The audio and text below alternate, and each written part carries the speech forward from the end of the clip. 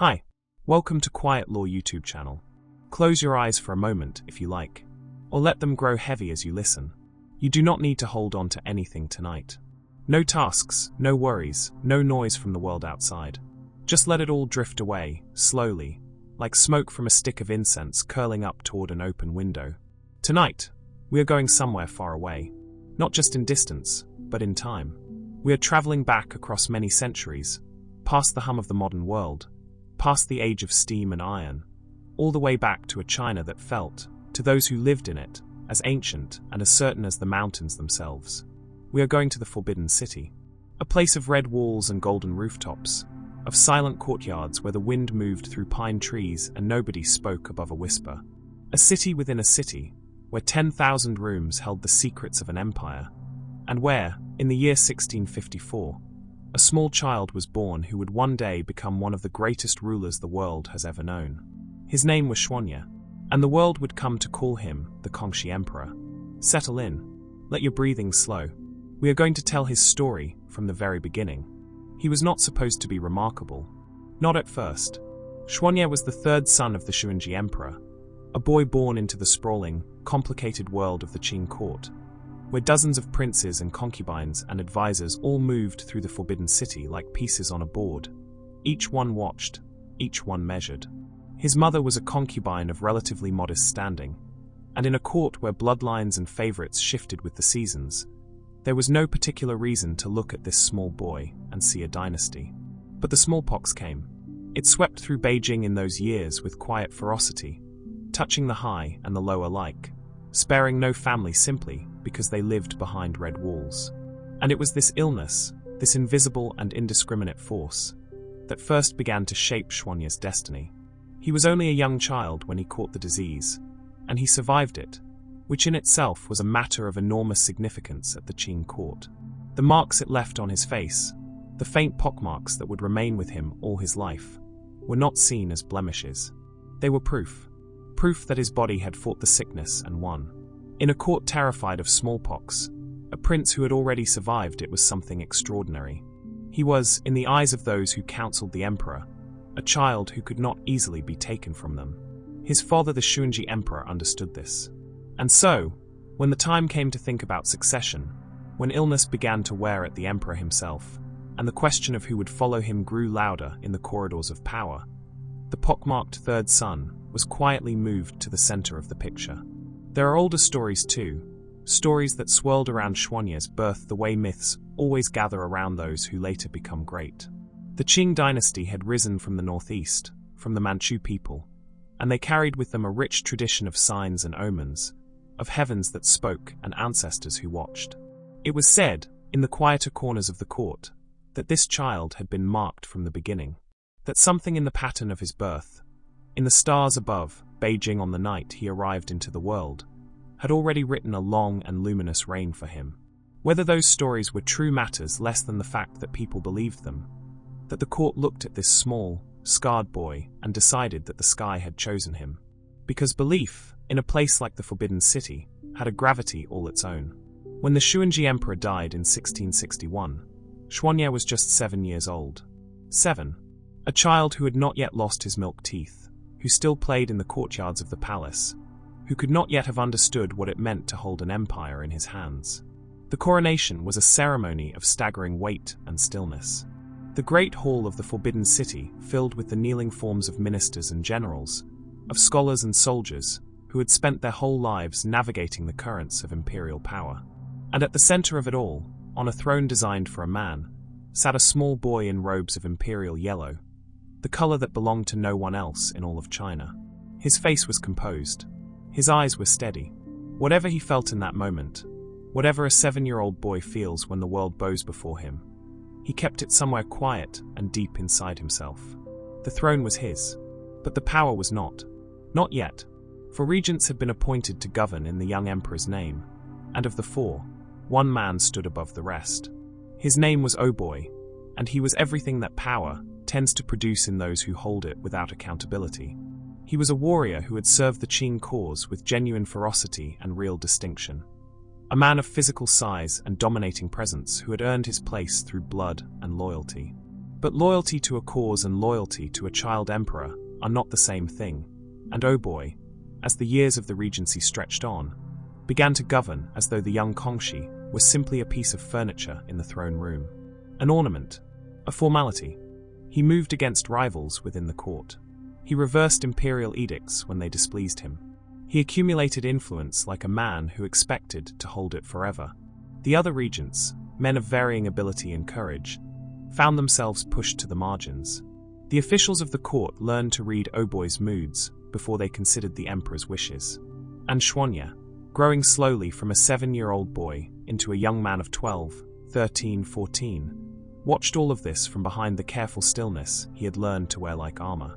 He was watching, and he was learning, and he was waiting.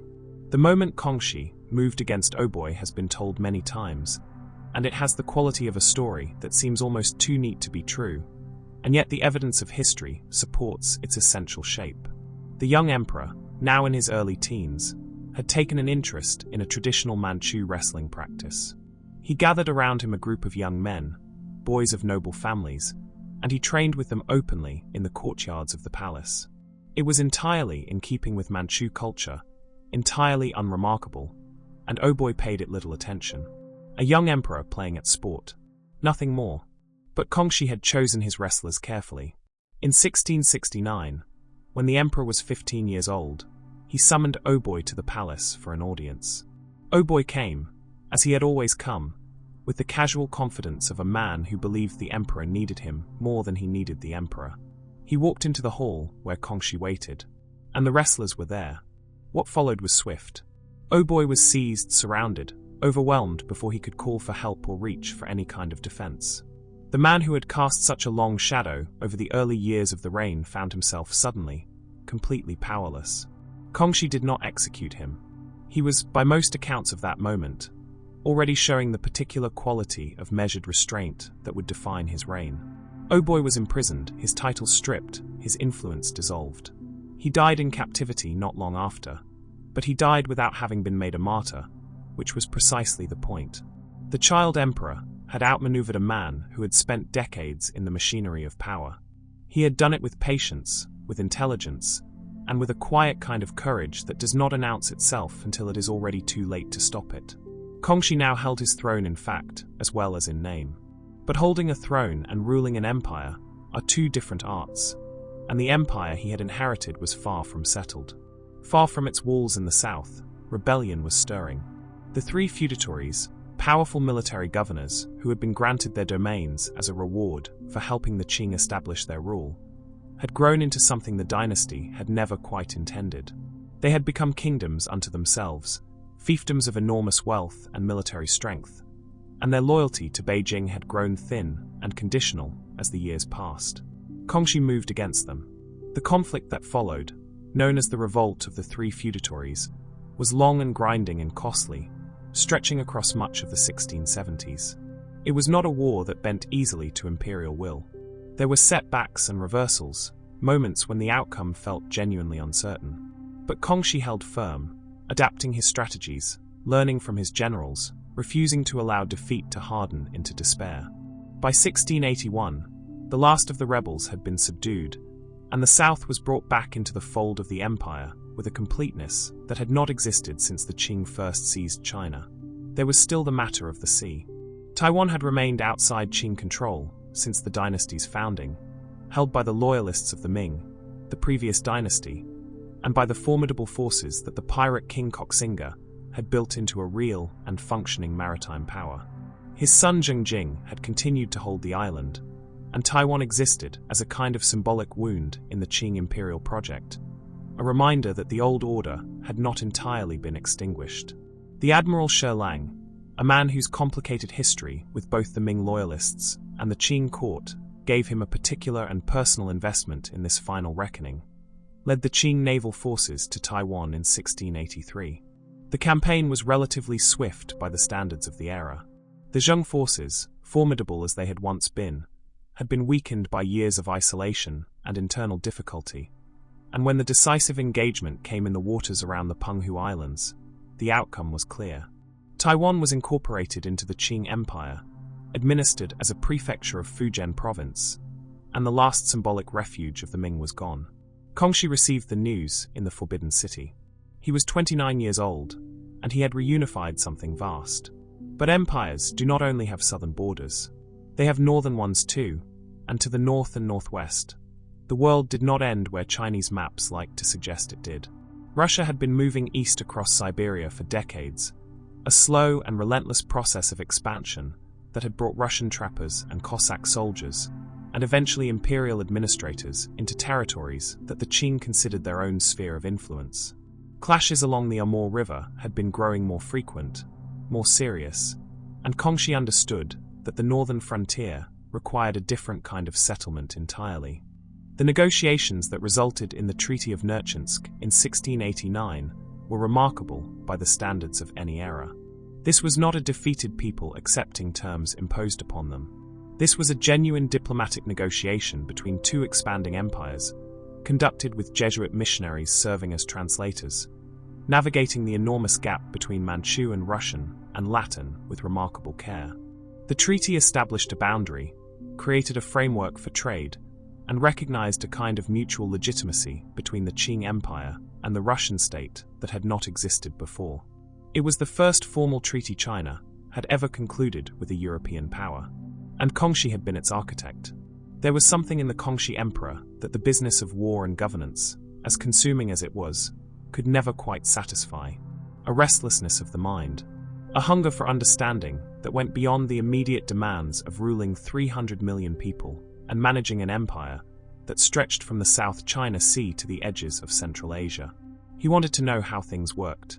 It was in the late years of the 17th century that a group of men arrived in the Forbidden City who would prove to be the perfect companions for that particular kind of hunger. They were Jesuit missionaries, educated men from Europe who had come to China not only with their faith, but with their science. Men like Ferdinand Verbiest and later Jean de Fontaine, and others who carried with them the accumulated astronomical knowledge of the European tradition, the mathematics of Copernicus and Galileo, the precision instruments of an age that was beginning, slowly and painfully, to understand the mechanics of the sky. Kangxi met them with a curiosity that was, by all accounts, entirely genuine.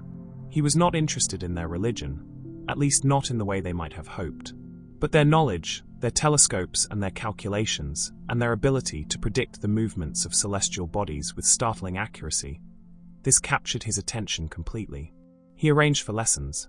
Not formal court performances, not demonstrations staged for his amusement, but actual lessons, conducted in the intimate hours of the day when the weight of imperial business lifted slightly, and the emperor could sit, ask questions, and think. He studied mathematics. He studied astronomy. He studied the properties of light and the geometry of the stars. He was, in this sense, not so different from any intensely curious person who has ever stayed up too late trying to understand something that seems just beyond their grasp, except that he happened to be the ruler of the largest empire on Earth. The Forbidden City had long had an observatory. China's astronomical tradition stretched back thousands of years, and the keeping of celestial records had always been understood as a matter of imperial importance. The heavens and the throne were connected, not merely symbolically, but practically. The accuracy of the calendar governed when farmers planted, and when festivals were held, and when rituals were performed. To read the sky correctly was to maintain the order of the world below. Kangxi took this seriously. On clear nights, he would leave the warmth of the inner palace and stand in the open air beneath the stars, watching through instruments that the Jesuits had helped to calibrate, listening as his tutors explained the movement of planets and the cycle of the moon. There is something quietly extraordinary about this image. The most powerful man in Asia, standing in the dark, looking up, trying to understand something larger than himself. The clocks fascinated him too. The Jesuits had brought European timepieces to the court, intricate mechanical devices of a kind that Chinese craftsmen had not produced in quite the same form, and Kangxi was captivated by their workings. The Forbidden City began to accumulate clocks, not merely as decorative objects, though they were certainly beautiful, but as objects of genuine intellectual interest. He understood that a clock was a model of regularity, of predictable motion, of the same principles that govern the stars. Time and the heavens were part of the same conversation. And then came the eclipse. Solar eclipses had long held enormous weight in Chinese imperial tradition. They were not simply astronomical events. They were signs, messages from the sky that required correct interpretation and correct response. For centuries, the traditional Chinese calendar system and the Islamic astronomical school that the Ming dynasty had favored both claimed authority over eclipse predictions, and their disagreements had sometimes been bitter and consequential. Getting an eclipse prediction wrong was not merely an embarrassment. It was a crack in the legitimacy of the system. The Jesuits, with their European methods, had predicted an eclipse with a precision that the competing schools could not match. Kangxi, who had studied enough by this point to understand the mathematics involved, backed their prediction. He staked, in a very real sense, the credibility of the new astronomical approach on the outcome. The eclipse happened exactly as the Jesuits had calculated. It was a moment of genuine triumph, not just for the missionaries, but for the emperor whose intellectual courage had put the weight of imperial authority behind a new way of reading the sky. The traditional astronomical officials who had offered competing predictions found their influence diminished, and the Bureau of Astronomy was reorganized under Jesuit direction, a decision with profound implications for how China engaged with scientific knowledge from the wider world. That night, the lanterns were lit. Not everywhere, not for every person in China, but in the circles of the court and the scholars who surrounded it, there was a warmth of celebration. Eclipse festivals had their own traditions, their own rhythms of light and gathering, and on a night when the sky had confirmed what the emperor already suspected, the red walls of the Forbidden City glowed with something that looked very much like joy. Somewhere above it all, the stars continued their long and patient rotation, indifferent to the politics below, ancient beyond any dynasty, burning with the same cold light they had burned with long before any emperor had thought to look up and ask their names. There is a particular kind of ruler who believes that force alone can hold an empire together, who thinks that walls and armies and the fear of punishment are sufficient to bind 300 million people to a common purpose. Kangxi was not that kind of ruler. He had grown up inside the Forbidden City, yes, surrounded by ceremony and protocol and the careful choreography of imperial power. But he had also grown up reading the classical texts of China, the writings of Confucius and Mencius, and the long tradition of thought that had shaped Chinese civilization for more than 2,000 years. These were not dry obligations to Kangxi.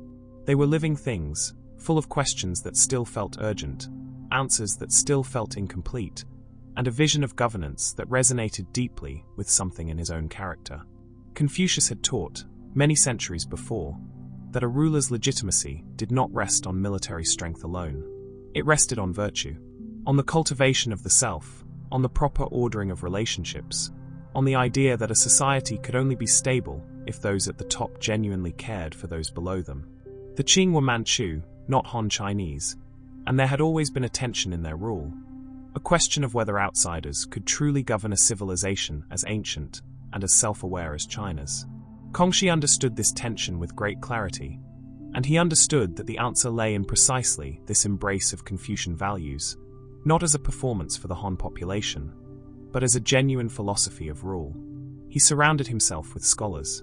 He held regular seminars in the palace, sitting with learned men and working through classical texts together, asking questions, offering interpretations, pushing back when he disagreed. These were not occasions for flattery. Kangxi had little patience for officials who simply told him what he wanted to hear. He wanted argument.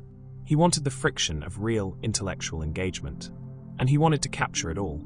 The project that came to define this scholarly ambition was an undertaking of almost incomprehensible scale. Kangxi commissioned what would become one of the largest encyclopedias ever assembled, a work that would attempt to gather the whole of Chinese knowledge and classical literature under one structure, organized and preserved for all the generations that would follow. The project took decades and involved thousands of scholars working in shifts, reading and copying and cross-referencing texts that had been scattered across libraries and private collections across the empire. It was an act of intellectual faith, a belief that knowledge, properly organized and preserved, was itself a form of governance, that an empire which understood its own history and its own thought was more stable, more coherent, more truly itself than one that allowed its traditions to scatter and fade.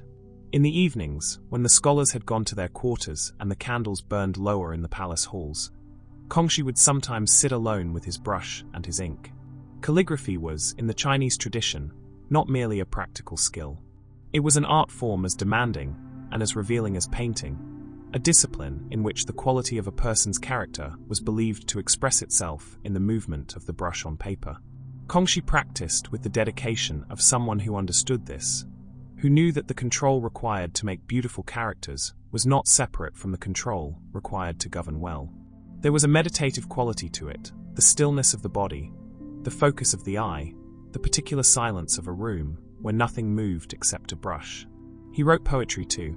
Not all of it survives, and not all of what survives is extraordinary by the standards of a literary tradition that produced some of the finest verse in human history. But the impulse behind it was genuine.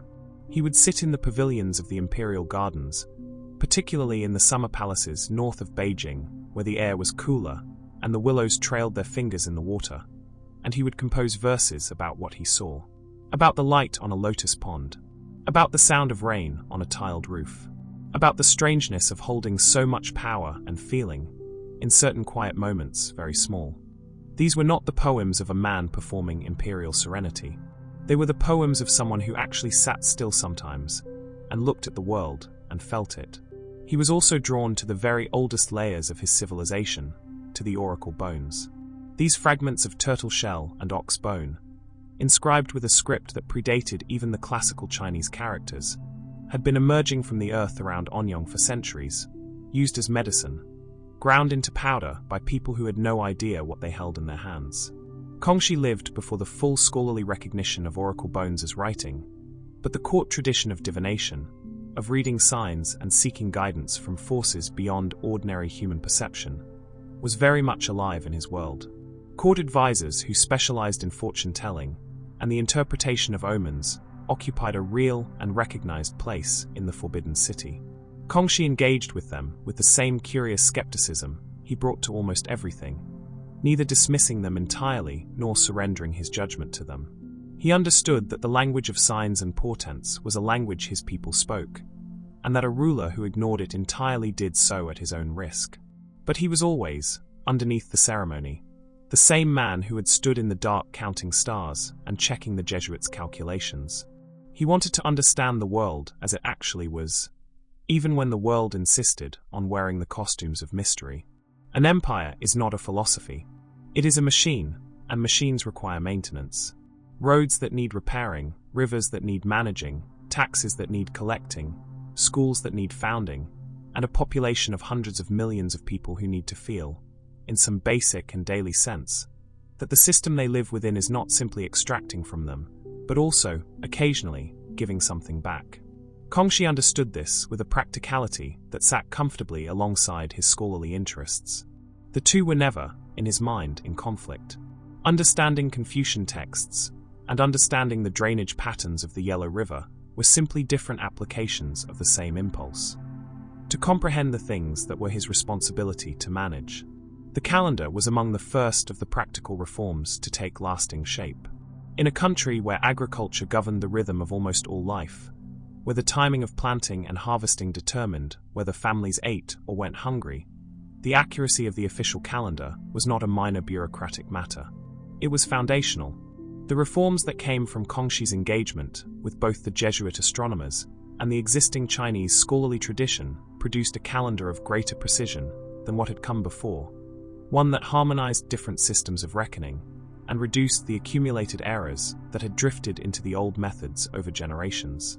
Farmers in villages far from Beijing would never know the emperor's name was behind the calendar they consulted. But the planting would go better, and the harvest would come when expected, and that was the point. The tax policies were more dramatic and more directly felt. Kangxi made the decision, remarkable for any ruler of any era, to freeze the population register for tax purposes. This meant that as China's population grew, which it did, substantially, through the long stability of his reign, new people would not automatically mean new tax burdens. He wanted the land to fill back up with people after the disruptions of the dynastic transition. He wanted families to feel that children were a blessing and not a liability. In some years, in provinces that had suffered particular hardship from flood or drought, he went further and reduced or cancelled tax obligations entirely, drawing from the imperial treasury to cover the shortfall rather than squeezing more from people who had already lost too much.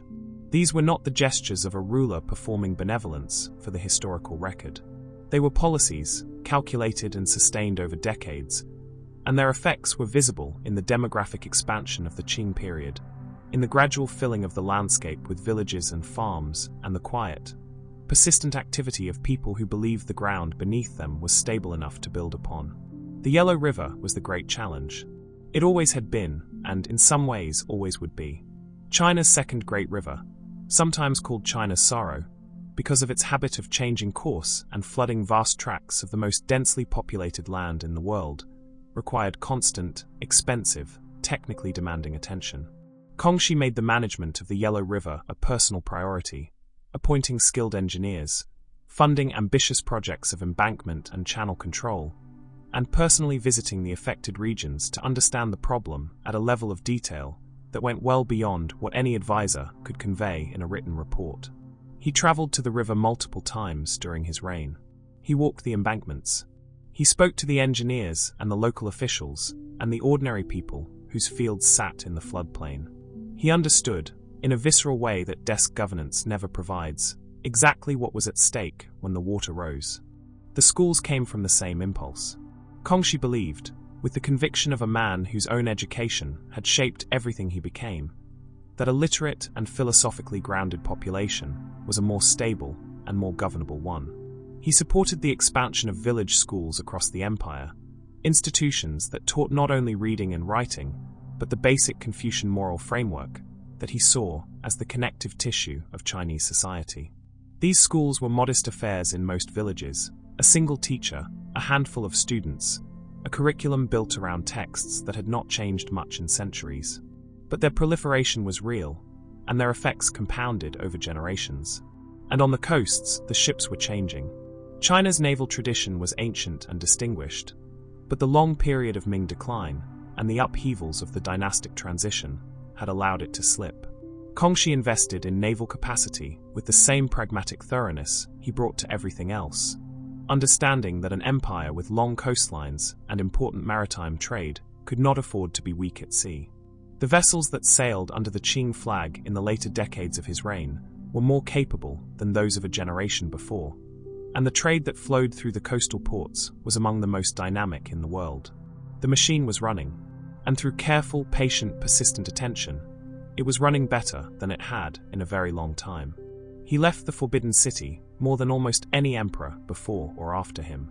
This is perhaps one of the most underappreciated things about Kangxi, that for all the grandeur of his palace and all the ceremony that surrounded his person, he was at heart a man who needed to see things for himself.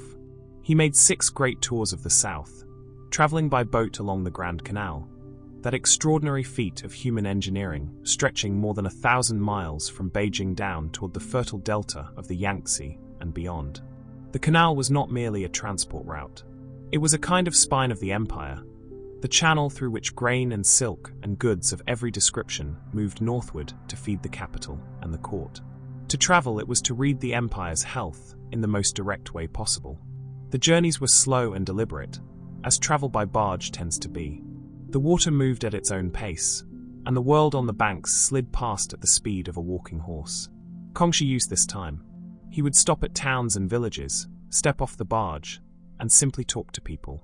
To farmers standing at the edge of their fields, to merchants managing their stalls, to old men sitting in the shade of trees who had been alive long enough to remember the chaos of the dynastic transition, and who could say, with the authority of lived experience, how different things were now.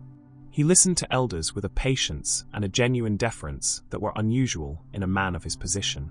In the Confucian framework he had absorbed so deeply, the wisdom of age was not simply a courtesy to be performed. It was a real thing, accumulated through years of experience that no amount of book learning could replicate. He would sit with village elders, ask them about local conditions, about what the officials were actually doing versus what they reported doing, about what the land needed and what the people feared. He brought gifts, not the ostentatious presentations of imperial theatre, but practical things, bolts of cloth, releases of tax obligation, appointments of capable local men to positions where they could actually make things better. As he moved further south, toward the Pearl River Delta and the teeming, prosperous cities of Guangdong, the world changed around him. This was one of the wealthiest regions of the empire, a place where rivers and sea met, and where trade had been flowing for centuries. The delta was dense with life and commerce, rice paddies checked against the river channels, fishing boats moving through the morning mist, the smell of salt and mud, and 100 different kinds of food. The prosperity here was real and vivid, and Kangxi saw it clearly, understood what drove it, and worked to protect the conditions that allowed it to flourish. He attended tea ceremonies in the garden estates of Jiangnan, in those elegant landscapes south of the Yangtze, where the finest teas in the world were grown and prepared with a care that bordered on the devotional.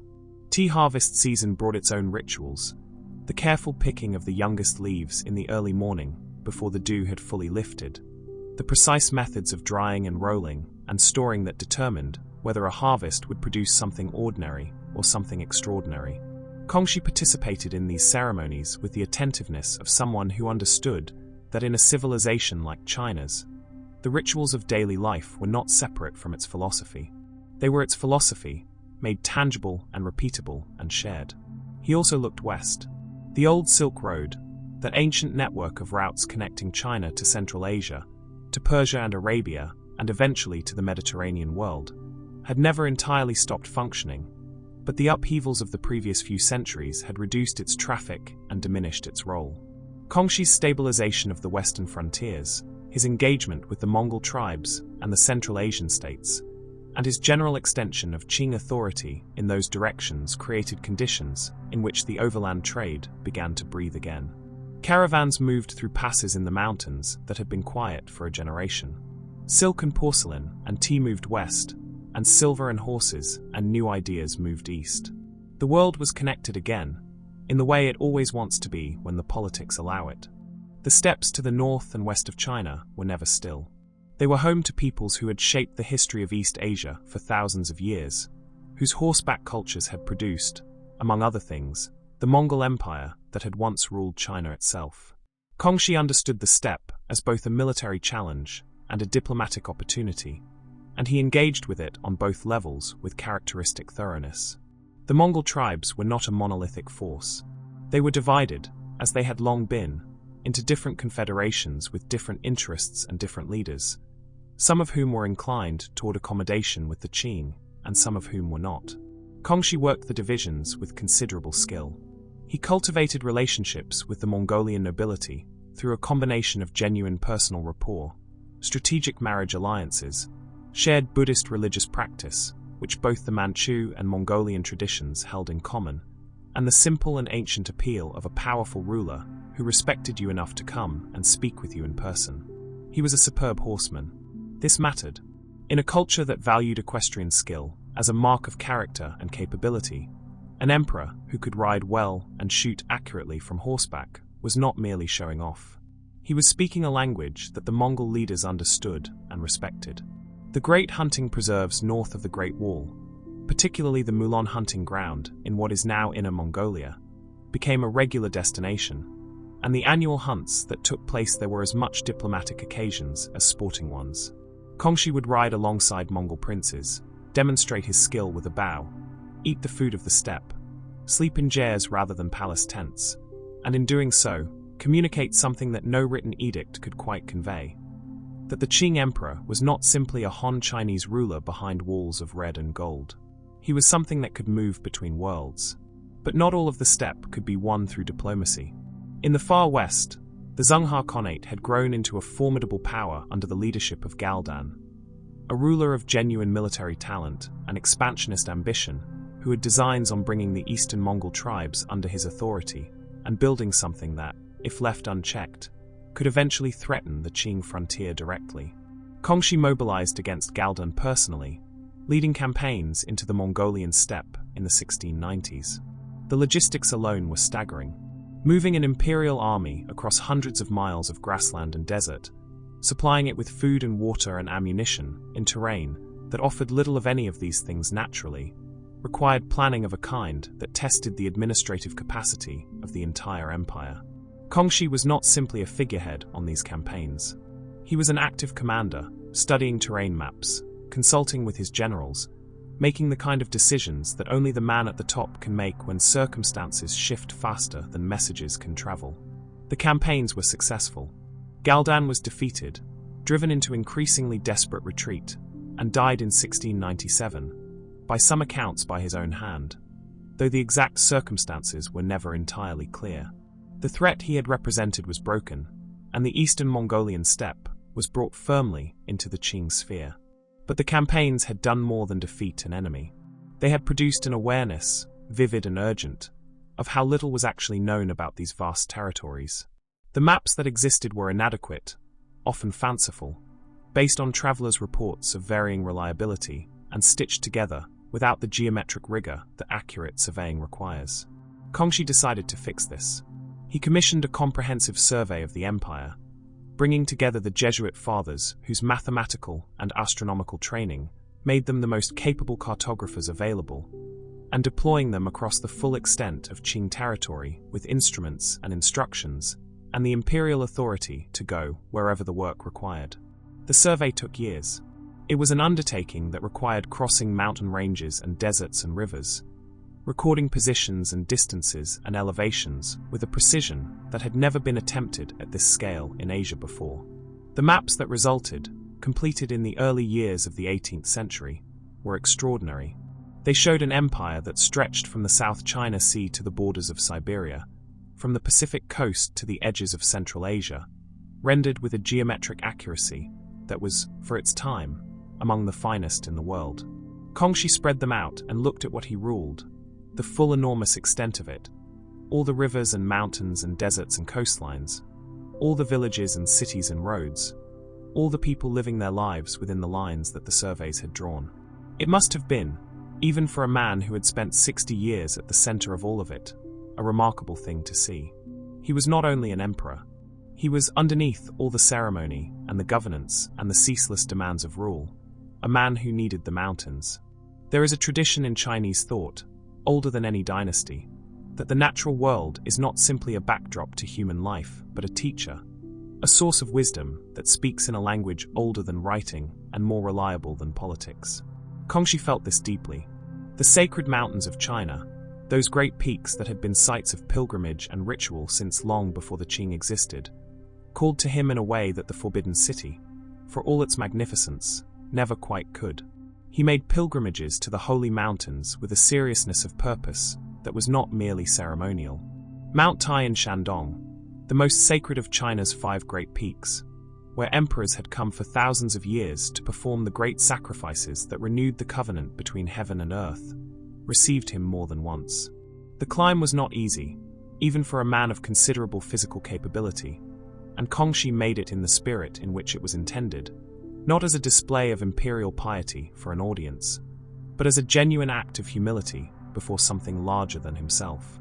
The air at the summit was cold and thin and clean, and from the peak, on a clear day, you could see the great plain of China spreading out below in every direction, the rivers catching the light, the fields already green or gold depending on the season, and it was possible, for a moment, to understand the empire not as a system of roads and taxes and official reports, but as something alive, breathing, enormously fragile and enormously real.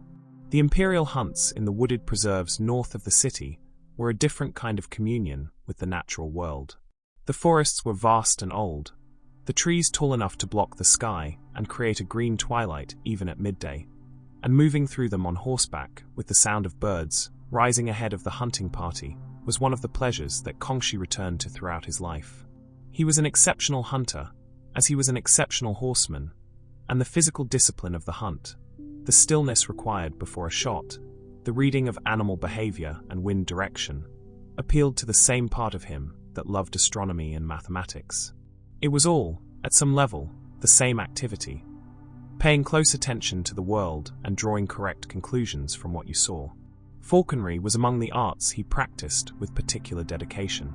The Manchu tradition placed great value on this skill, the training of birds of prey to hunt alongside their human partners, and Kangxi approached it with the patient thoroughness he brought to all the things he cared about. A trained falcon is not a simple tool. It is a creature of wild instinct that has been persuaded, through long and careful effort, to work in cooperation with a human being, and the relationship between falconer and bird requires a quality of attention that cannot be faked or hurried. Kangxi understood birds. He observed them with the eye of someone who found the natural world genuinely interesting, not as a stage for human drama, but as a system with its own logic and its own beauty. He was drawn also to the quieter knowledge of the natural world, to the herbs and plants of the Chinese medical tradition that had accumulated over millennia into a vast pharmacopoeia of treatments and remedies. He was not a physician, but he was a curious student, interested in which plants grew in which regions, how they were prepared, what they were said to treat. He consulted with doctors and herbalists with the same openness he brought to his Jesuit astronomers, willing to learn from expertise wherever he found it, unwilling to dismiss knowledge simply because it came from outside the classical tradition. The hot springs at Tangquan, east of Beijing, became a regular retreat in the later years of his life, when the accumulated strains of 6 decades were beginning to make themselves known in his body. The waters there were warm and mineral, reputed through long tradition to ease the aches of joints and the fatigue of age, and Kangxi visited them for the practical comfort they offered as much as for the ritual associations of healing that clung to such places. He would soak in the steaming water and look up at the sky and allow himself, in those hours, to simply be a tired man resting in warm water. Not an emperor, not a philosopher, just a person, getting older, finding what comfort the world offered. The cranes were a constant. White cranes had been symbols of longevity and spiritual elevation in Chinese culture for thousands of years, birds associated in poetry and painting with the highest aspirations of the human spirit, with freedom from the grinding weight of earthly concerns. The imperial gardens maintained flocks of cranes, and Kangxi would watch them with a contemplative stillness that those close to him recognized as one of his most characteristic moods. The cranes did not know they were symbolic. They simply moved through the world with an extraordinary elegance, and watching them was a way of remembering that not everything needed to carry human meaning to be worth attending to. And through all of it, he carried the old ways. The Manchu heritage rituals that his ancestors had practiced on the steppe, the shamanistic ceremonies, the reverence for the mountains and rivers of the Manchurian homeland far to the northeast, the language and the customs, and the particular flavor of a culture that the seductions of Chinese civilization had not entirely absorbed. He insisted that his sons and grandsons learn Manchu, learn to ride and hunt, and practice the arts of their people. He was aware, with a clarity that not all rulers possess about their own position, that the Qing were guests in China in a certain sense, that their legitimacy depended on a negotiation between what they were and what China needed them to become, and that losing the thread back to their own origins was a kind of danger he was not willing to risk. The kilns at Jingdezhen had been burning for centuries before Kangxi was born, and they would burn for centuries after him. But the porcelain produced during his reign reached a level of technical and artistic achievement that connoisseurs would mark, ever after, as among the highest the tradition ever attained. The cobalt blue of Kangxi porcelain has a particular quality, a depth and clarity that still stops people in museum galleries centuries later, and it was achieved through a combination of improved raw materials, more precisely controlled kiln temperatures, and the attentiveness of craftsmen who were working in an era of imperial patronage that rewarded excellence rather than simply demanding output. Kangxi was interested in the kilns, as he was interested in almost everything that his empire produced. He visited Jingdezhen, or sent trusted officials in his name, and the reports that came back were read with genuine attention. The porcelain that emerged from those fires was not merely luxury goods. It was, in the most direct sense, a projection of what the Qing Empire was capable of, and its beauty traveled far beyond China's borders, reaching Europe and Southeast Asia and the Islamic world, carrying with it a silent argument about the civilization that produced it. Music occupied a different place in the culture of the court, more ceremonial, more bound by ancient rules, but no less important for that. The 12 Lu, the foundational tones of Chinese musical theory, had governed the construction of court music since antiquity, and the correct performance of ritual music was understood to have a direct relationship to the harmony of the state. Kangxi supported scholarship in musical theory with the same enthusiasm he brought to his other intellectual interests, commissioning work that brought together the ancient Chinese tradition and the mathematical understanding of acoustics that his Jesuit advisors contributed. Music, like astronomy, like calligraphy, was another domain where the question of how things actually worked ran underneath the question of what they meant, and Kangxi was always interested in both. The Garden of Perfect Brightness, the Yuan Mingyuan, began to take shape in the early 18th century as a landscape of extraordinary ambition, a vast complex of gardens, lakes, pavilions, and palaces spread across thousands of acres northwest of Beijing. Kangxi initiated it, and his successors would expand it further, but the essential vision was his: a place where the refinements of Chinese garden design, the careful disposition of water and rock and plant to create landscapes that felt both natural and perfectly ordered, could be expressed at a scale commensurate with the grandeur of the empire. There were also corners of the garden that reflected the influence of his Jesuit advisors, European-style fountains and architectural elements that gave the whole complex a quality of gentle cultural dialogue, the meeting of different aesthetic traditions in a space large enough to hold them both. In the evenings, by the lotus pond, the world slowed down completely. Kangxi was a father many times over, as was expected of an emperor, and a grandfather to a generation of children who would inherit and extend what he had built.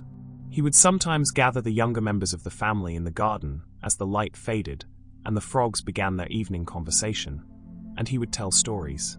Not the formal histories of the dynasty, but older things, tales from the Manchu tradition, stories about the landscapes of the northeast and the spirit world that the old religion had mapped with such confidence. He was passing something on in those moments, the thread of memory and identity that connects a people to what they were before history decided what they would become. And in winter, the lakes froze hard and clear, and the court came out to play on the ice. Ice skating had a long history in northern China, and the Qing, coming from the frigid northeast, had their own vigorous tradition of winter games on frozen water. Kangxi loved this. His courtiers would skate and compete and fall and laugh, and the emperor, who never entirely lost the physical pleasure of movement and sport, participated with an enthusiasm that must have been remarkable to see in a man of such gravity and authority. The ice palace of winter was a different world from the summer garden, but it was the same life, expressed in a different season, and Kangxi seemed to understand that the fullness of a life required all the seasons, not only the mild and comfortable ones. The anniversaries began to carry weight in a way they had not before.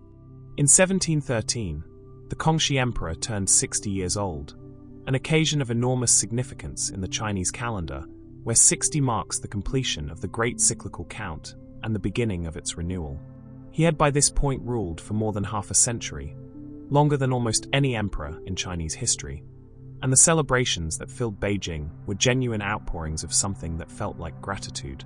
Tens of thousands of people came from across the empire to mark the occasion. Old men who had lived their entire lives under his reign, who could not remember a China before him, came to present their respects. Poets composed verses. Officials organized processions. The city was full of the kind of warm, slightly disbelieving joy that attends the realization that something good has lasted longer than anyone dared hope.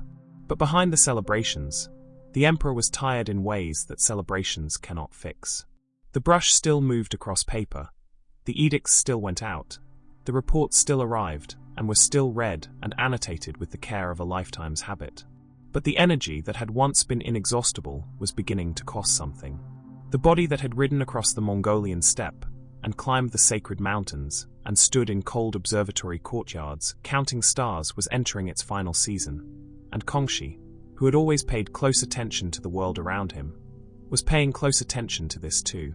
The question of succession had been, for many years, the shadow that fell across his private thoughts.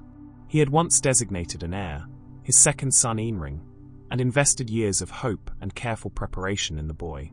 But Enring had disappointed him with a thoroughness that bordered on the catastrophic, displaying instability and cruelty, and a fundamental unfitness for the throne that could not be overlooked. Kangxi had deposed him as crown prince, reinstated him, then deposed him again, and the whole painful process had left wounds in the imperial family that did not heal easily. What followed was a period of quietly agonizing uncertainty. His surviving sons, numerous and ambitious, each with their own supporters and their own claims, maneuvered around the question of succession with the careful ruthlessness that such situations tend to produce. Kangxi watched it happening and found it deeply distressing. He had given his life to the creation of stability, and here was instability blooming in the most intimate garden of all, among his own children. He issued, toward the end of his life, what became known as the Sacred Edict, a document in 16 maxims that attempted to distill the moral and philosophical principles he believed should govern Chinese society. Be filial, be respectful, live in harmony with your neighbors, pay your taxes honestly, do not allow litigation to consume your peace. It was, in its way, a final letter to the hundreds of millions of people who would never meet him and would only know his reign through the conditions it had created for their lives. He wanted them to understand what he had been trying to do, not just to rule, but to show, by example and by policy, what it looked like when someone actually tried to get it right. The edicts went out from the Forbidden City in the familiar way, carried by courier along the roads he had helped repair, distributed to the officials he had spent a lifetime trying to hold to their responsibilities. And then the brush was set down. In the winter of 1722, as the cold settled over Beijing with its characteristic completeness, the Kangxi Emperor died. He had ruled for 61 years. He was 68 years old. The succession passed, after some final confusion, to his fourth son, who would reign as the Kangxi Emperor and continue, in his own very different way, the project his father had spent a lifetime building. What does a reign of 61 years leave behind? It leaves a mapped empire, surveyed with more precision than any Chinese territory had been measured before, its mountains and rivers finally rendered in their true proportions. It leaves a population that had grown and stabilized and spread across the land in numbers that would not be seen again in Chinese history until well into the modern era. It leaves encyclopedias and a reformed calendar and porcelain in the deep cobalt blue that still catches the eye centuries later in galleries around the world. It leaves a legal code and a tax structure and a network of schools and a set of moral maxims that ordinary people pinned to their walls and tried to live by. It leaves the Grand Canal still flowing, the Yellow River better managed than it had been, the coastal trade vigorous, and the western frontiers quieter than anyone born in the chaos of the dynastic transition would have thought possible. And above all of it, above the institutions and the maps and the policies and the beautiful objects, it leaves a question that every era asks about its greatest figures and rarely answers with much confidence.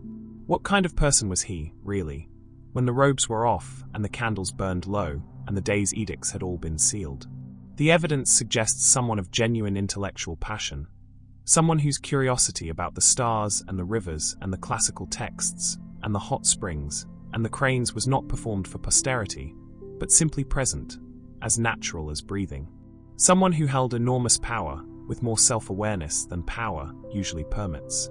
Someone who understood, in his long evenings with a brush or in the cold air of a mountain summit, that the empire was not the point of life, but only one of its forms, and that beneath the emperor there was always just a person, trying to understand the world, trying to do right by it, and finding, as all people find, that understanding and doing right are easier to intend than to achieve.